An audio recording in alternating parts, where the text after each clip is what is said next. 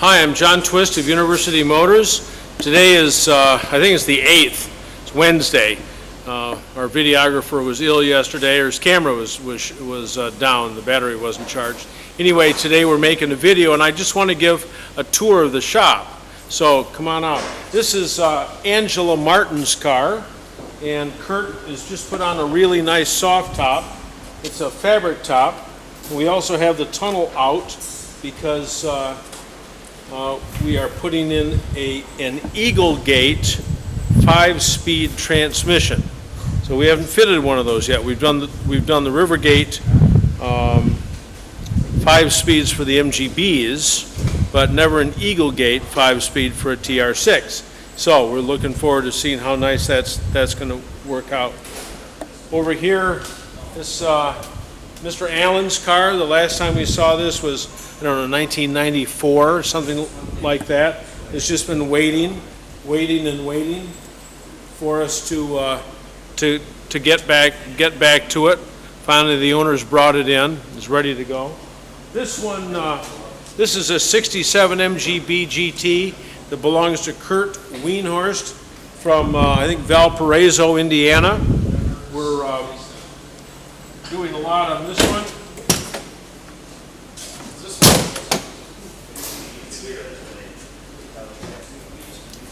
Mainly what we've done is put in the blower. So this thing's going to go really, really fast. We have to pick up today, I think today, the dashboard, because the dashboard is out right now.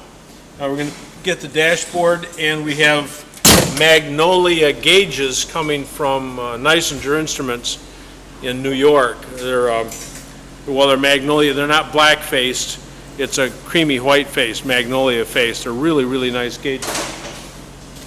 This is my son Brooks, who we were working together last summer.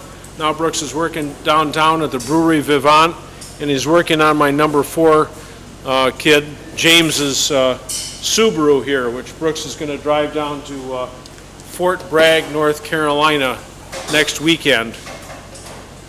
Here we've got a Healy, big Healy. We're trying to find out why the starter motor rolls over slowly from time to time. People say, well, what famous people have ever, brought their cars in?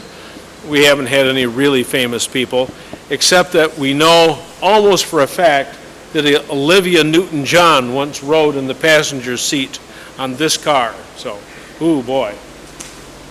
Here's Mr. Miller's Glacier Blue MGA 1500 from Goshen, Indiana. That's here for a bunch of service. He had it up here, I don't know, 5-6 years ago, and took it home and drove it a couple hundred miles and parked it. And so it had to come back up here before he could get it back on the road again. And here's Amy's car. We're just going over today to pick up the gas tank for Amy's car. And once the gas tank is in, then that'll be mobile. So that'll be nice. It's taken a while to get to this point. Here's Lauren Riddout's MGB from Three Rivers. And it was running just fine last year. It was running just fine this year. And then all of a sudden, didn't want to run well. It's pops and bangs. We haven't looked at it yet, but we're guessing it's probably a condenser. And back here we've got Ned Grant's. This is Ned Grant's MGB GT and Wayne Reichel. Wayne worked for us for 3 years. He's under there someplace. Wayne worked for us for 3 years back in the early 90s. Now he's back again. And come on around, and this is a restoration. Ned had started to paint the engine up. He'd painted it this color orange. We changed it and went with MG red. We have yet to paint the valve cover. But Wayne's working here trying to get all the stuff back into place and everything lined up. You can see there's little shiny bits here and there, the new screws, the new clips, so forth. But what I really want to show you today is a TC engine, which is, it's just tremendous. The story is that the owner bought this in 1952, and it last ran in 1965, something along that line. It's interesting because here we've got a Nixon manifold, N-I-C-S-O-N, 2 downdraft. What are these, Hollies? Yes. These are Holly carburetors. So this was the cat's meow at the time, this Nixon manifold. And it's got these old rusty air cleaners. I mean, this is so wonderful. I mean, this stuff has gone through some pretty dry storage. Down here we've got the engine. It's got another add-on, which is the filter.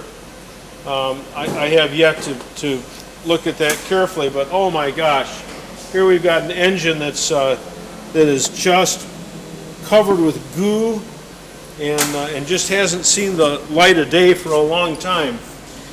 Here's a valve,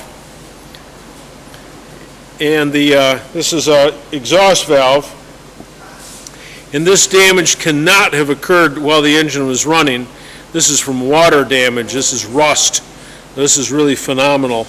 You know, oh my gosh. And the top of the valve is broken off up here, so the collets can't hold it anymore. But here's the head. I haven't looked at the head very carefully yet, but oh my gosh, what a project. This will look really nice and it'll work really great by the time we're done with it. Next week I'm going to be in Reno, Nevada, so anyone who's going to Reno, stop by. I'll be at the Silver Legacy outside someplace there with a tool in my hand, I'm sure, working on MGs. See ya.